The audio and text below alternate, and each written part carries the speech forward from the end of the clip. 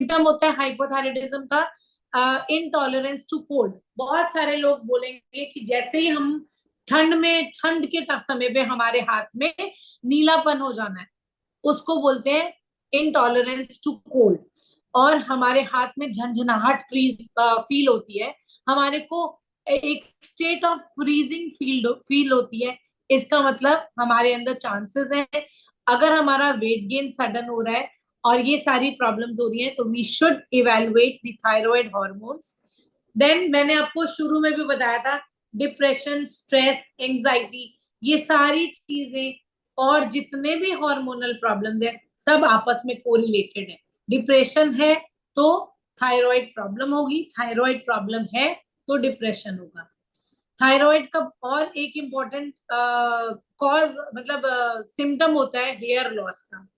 दूसरा, हमें बहुत लो फील होता है अंदर से, हमेशा ऐसा लगेगा जैसे लेमन लैंग्वेज में हम बोलते हैं कि हमें ऐसा लगता है हमारा दिल बैठा जा रहा है। सो दैट मीन्स हम थोड़ी सी भी एक्टिविटी करते हैं हमें लगता है हमारा दिल बैठा जा रहा है। We should evaluate our thyroid hormones. फिर हमें कॉन्स्टिपेशन की कंप्लेन होती है। डेफिनेटली हाइपोथायराइड वाले पेशेंट्स को जो एग्स बनते हैं ओवरीज में राइट टाइम पे ओवुलेट नहीं होते, उसकी वजह से बहुत सारे मेंस्ट्रुअल जो मंथली डिसऑर्डर्स होते हैं वो सारे प्रॉब्लम्स भी आते हैं। और थकान, चाहे हाइपोथायराइडिज्म है, चाहे हाइपरथायराइडिज्म है, चाहे डायबिटीज है, चाहे डिप्रेशन है, क्योंकि ये सब वो स्टेट है जिसमें हम mentally we are not fit. तो उस चीज में हमारी बॉडी का रिपेयर मैकेनिज्म नहीं होता और हमें फटीग यानी कि थकान फील होती है। और थकान के साथ साथ हमें जॉइंट फील होते हैं, जॉइंट पेन फील होता है। ये सारे सिम्टम्स होते हैं हाइपोथायराइडिज्म के। इसमें से कुछ कॉमन सिम्टम्स होते हैं जो हमें, जब थायराइड हार्मोन बॉडी में बढ़ जाता है वो और थायराइड हार्मोन कम हो जाता है, कुछ कुछ कॉमन सिम्टम्स हैं जैसे कि वीकनेस, फटीग, जो हमें दोनों केसेस में मिलता है। डिप्रेशन हमें दोनों केसेस में मिलता है। डिप्रेशन है तो हमारा concentration, poor concentration and memory problems, हमें रिकॉग्नाइज करना, कंसंट्रेशन एक जगह पे नहीं बना पाना, वो सारी प्रॉब्लम्स भी होती हैं। हेयर लॉस दोनों कंडीशंस में मिलता है। जॉइंट पेन, मस्कुलर पेन, दोनों चीजों में होता है। ट्रेम्बलिंग मतलब कि हमारे हाथ में यूं यूं ट्रेमर्स आते हैं, हमारा कपाहट होती है, वो स्पेशली हाइपरथायराइडिज्म में होती है। हार्ट बीट बहुत तेज हो जाना वो हाइपरथायराइडिज्म में होता है। वेट लॉस होना मतलब हाइपरथायराइडिज्म। वेट गेन हो रहा है मतलब हाइपोथायराइडिज्म। और दोनों केसेस में हाइपोथायराइडिज्म है या हाइपरथायराइडिज्म है, हमारे को इनफर्टिलिटी यानी कि कंसीव ना करना और कंसीव ना कर पाना, ये प्रॉब्लम भी दोनों कंडीशंस में होती है। और ये इन जनरल हार्मोनल प्रॉब्लम है जो कि डिप्रेशन और ओबेसिटी आपस में कोरिलेट करते हुए इन प्रॉब्लम्स को सेट इन करते हैं। अगर हम उसका इलाज करेंगे तो ऑटोमेटिकली हमें इसका भी इलाज हो जाएगा। But at the same time हमें एक डॉक्टर के टच में, जैसे कि अर्जुन सर हमेशा बोलते हैं, एक डॉक्टर के टच में रहते हुए हेल्दी एक्टिव लाइफस्टाइल से हम अपनी सारी मेडिसिन को कम कर सकते हैं। So next slide please. Then polycystic ovary and polycystic ovarian syndrome. जैसे कि नाम है पॉलीसिस्टिक ओवेरियन सिंड्रोम, पहले इसको डिजीज बोलते थे, अभी ये डिजीज नहीं है, बीमारी नहीं है। आजकल हर एक लड़की के अंदर ये प्रॉब्लम, मतलब मैक्सिमम अगर हम बोलेंगे कि 10 पेशेंट्स अगर हम देख रहे हैं, उन 10 पेशेंट्स में से 10 फीमेल्स में से approximately 7 to 8 female, it is lifestyle disorder problem, it is a problem which is associated with obesity, it is a problem which is seen in patients with infertility. Polycystic, cystic मतलब छोटे छोटे follicles बन जाते हैं, तो ये hormonal imbalance की वजह से हमारी ओवरीज, अगर ये एक टॉपिक है ना तो ये अपने आप में एक बहुत बड़ा टॉपिक है आइडियली। इसमें क्या होता है कि जो हमारी नॉर्मली मंथली साइकिल होती है उसमें एक टाइम पे, एक साइकिल में, एक महीने में एक एग बड़ा होता है, लेकिन पॉलीसिस्टिक में एक टाइम पे बहुत सारे एग्स बड़े होते हैं। तो इसको हम हमेशा, मैं अपने पेशेंट्स को एग्जांपल देती हूँ, जैसे हमारे पास एक रोटी है और वो एक रोटी अगर हम एक बच्चे को खिलाएंगे तो उसका ग्रोथ अच्छी होगी, उसका वेलबींग अच्छा रहेगा। और अगर वही एक रोटी अगर हमें 10 बच्चों के बीच में देनी है तो एक एक छोटा छोटा पोर्शन एक बच्चे को आएगा और सारे के सारे बच्चे मैल नरिश्ड होंगे। ऐसा ही कुछ हमारी हॉर्मोन्स की प्रॉब्लम की वजह से पॉलिसिस्टिक ओवरीज में होता है, यानी कि हॉर्मोन्स अंदर से कम होने की वजह से वो छोटे छोटे छोटे छोटे सिस्ट बन जाते हैं। कोई भी एक उसमें से बड़ा ना होके बहुत सारे सब छोटे के छोटे रह जाते हैं, और जिसकी वजह से हमें पीरियड्स में प्रॉब्लम होती है, क्रैम्पिंग की प्रॉब्लम होती है, इनफर्टिलिटी की प्रॉब्लम होती है। और इसको अभी सिंड्रोम क्यों बोला है, क्योंकि देखा गया है कि जो भी पेशेंट्स को पॉलिसिस्टिक ओवरीज अल्ट्रासाउंड में दिखती हैं वो सारे पेशेंट्स को आज नहीं तो कल फ्यूचर में जाके शुगर, हाइपरटेंशन और हार्ट डिजीजेस रिलेटेड, जिसको कि हम बोलते हैं मेटाबॉलिक सिंड्रोम, ये सारी डिजीजेस होने के चांसेस होते हैं। अगर हम कंपेयर करते हैं एक नॉर्मल फीमेल को एक पीसीओएस वाली पेशेंट को देख के अगर हम कंपेयर करेंगे, तो जो पेशेंट्स पीसीओ वाले हैं जिनकी पॉलिसिस्टिक ओवरीज हैं वो लाइफ में जल्दी sugar, hypertension, diabetes, sorry thyroid problem और हार्ट प्रॉब्लम जैसी प्रॉब्लम्स को ज्यादा जल्दी से कैच करते हैं रादर देन द पेशेंट्स और the females who do not have polycystic ovaries. तो अब इन प्रॉब्लम्स को बचने के इसका बहुत इजी इलाज है, कोई दवाई लेने की जरूरत नहीं होती, सिर्फ आपने अपना मेटाबॉलिज्म को ठीक करना है। आपने अपने जो लोअर एब्डोमेन होता है, हमारी लोअर एब्डोमेन में पेल्विस में 2 ओवरीज होती हैं, उन ओवरीज को एक्सरसाइज के थ्रू स्टिमुलेट करते हैं और exercise itself will cause aqua pressure on that point, जिसकी वजह से हमारी ओवरीज स्टिमुलेट होंगी। उनको खाना एक्चुअली क्या होता है, जो ओवरीज होती हैं उसके अराउंड फैट डिपॉजिट हो जाता है, जिसकी वजह से हमारे जो बॉडी के हार्मोन्स होते हैं वो अंदर तक नहीं जा पाते। कहने का मतलब है जैसे उनको खाना नहीं मिल पाता, जिसकी वजह से ये छोटे भी बड़ा नहीं होता। So this is what PCOS is.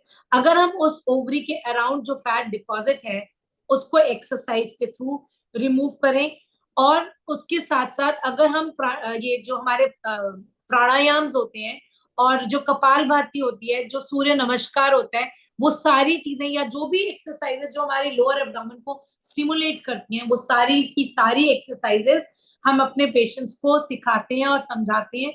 अगर हम रूटीनली फॉलो करेंगे तो बिना किसी दवाई के ये सारी प्रॉब्लम्स को डील कर सकते हैं। It is not a disease but it can lead to multiple diseases in future.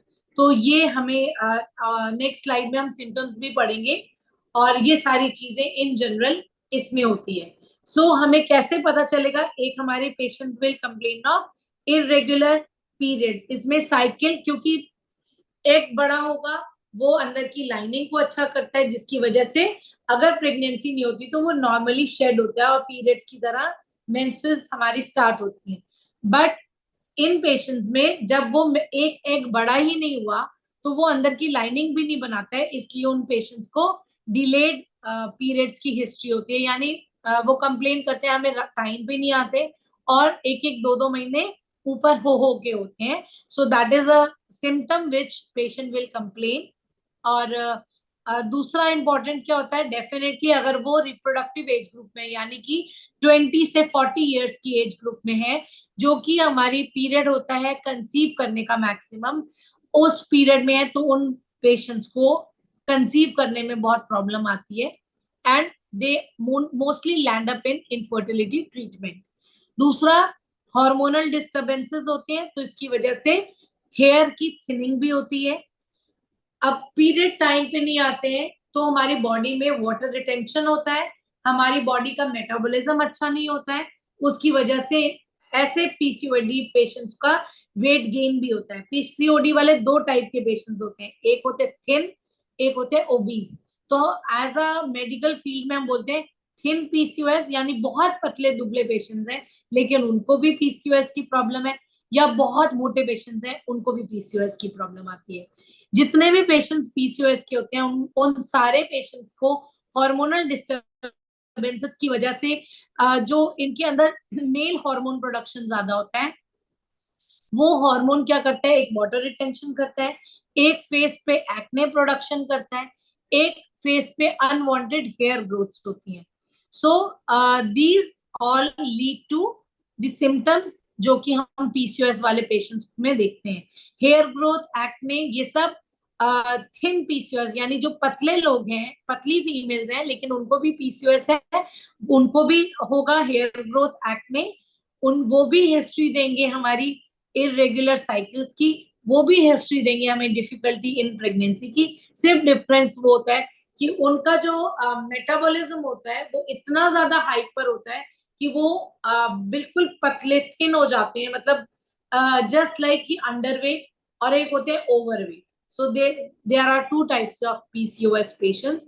जरूरी नहीं है कि जितने भी मोटे लोग हैं वो सबको पीसीओएस होगा, और पीसीओएस होने की वजह से भी वेट गेन होता है और वेट गेन की वजह से पीसीओएस होता है। तो ये विशियस सर्कल है, इसको हमें ब्रेक करना है। और उसके लिए हमने क्या चीजें करनी है, हमें जो अर्जुन सर रोज बोलते हैं, अपना 80% न्यूट्रिशन एंड 20% एक्टिविटी। सो क्या न्यूट्रिशन की हमें बेसिकली कौन सा न्यूट्रिशन देना होता है, हमें उसकी नॉलेज बहुत इंपॉर्टेंट है। इन जनरल हमें कॉम्प्लेक्स कार्बोहाइड्रेट्स देने होते हैं। कार्बोहाइड्रेट्स क्यों? क्योंकि उनका ग्लाइसेमिक इंडेक्स कम होता है, they have high quality of protein and high in fats, mainly the fats which are good fats, that is omega 3, sorry omega 6। Omega 3 वाले जो होते हैं वो हमें हमेशा लेस क्वांटिटी में, omega 3 is bad fat, omega 6 is good fat जो हमें कंज्यूम करना होता है।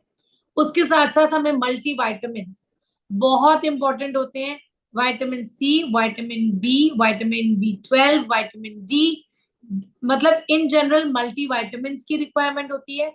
और बॉडी में जो इम्पोर्टेंट होता है वो जो हमारे मिनरल्स होते हैं और माइक्रो न्यूट्रिएंट्स होते हैं। माइक्रो न्यूट्रिएंट्स यानी कि ये जो है मैग्नीशियम, जिंक, ये सब हमारे को लो क्वांटिटी में चाहिए, but it is very very essential to maintain the homeostasis. Homeostasis मतलब कि बॉडी का जो मेटाबॉलिज्म है उसको अच्छा रखने के लिए हमारे बॉडी में मिनरल्स बहुत इंपॉर्टेंट होते हैं। और इसके साथ साथ एंटीऑक्सीडेंट्स प्लेज इंपॉर्टेंट रोल, चाहे हम वो शुगर्स की बात करें, डायबिटीज की, चाहे वो हम हाइपरटेंशन की बात करें, चाहे हम वो हार्ट प्रॉब्लम्स की बात करें, antioxidants plays very important role. Plus antioxidants हमारी बॉडी में कैंसर होने से भी बचाते हैं, जो कि हमारे को जो है हमारा सेल एक्टिवेटर जो हम लेते हैं, that is full of antioxidants. जो हम I already had full glass of fresh, so it is also having antioxidant which we should take. तो जब हम हेल्दी फैमिली से जुड़ते हैं तो एक हेल्दी ईटिंग हैबिट्स को वो हमें सिखाते हैं, और इसीलिए हम बिना किसी दवाइयों के भी अपने आप को हेल्दी और स्वस्थ रखते हैं। So that is the importance, क्योंकि कहीं ना कहीं कॉम्प्लेक्स कार्बोहाइड्रेट्स की, वाइटामिन की, मिनरल्स की हमारी बॉडी में डेफिशिएंसीज होती हैं। अगर हम उसको न्यूट्रिएंट जो हमारी बॉडी के लिए रिक्वायर्ड है, अगर हम उसको फुलफिल करते हैं तो डेफिनेटली हमारी बॉडी धीरे धीरे इन सारी प्रॉब्लम से रिलीज हो जाती है। So next slide please. Obesity, हर एक चीज हमने जो डिस्कस करी है अभी तक उस सब का कारण है ओबेसिटी। और डिप्रेशन और स्ट्रेस से होती है ओबेसिटी, और ओबेसिटी की वजह से होता है डिप्रेशन, और ये सारी चीजें लीड करती हैं सारे हार्मोनल डिसऑर्डर्स को। और ओबेसिटी होने से खाली हमारी जो है पर्सनल लाइफ नहीं, हमारी सोशल लाइफ भी अफेक्ट होती है।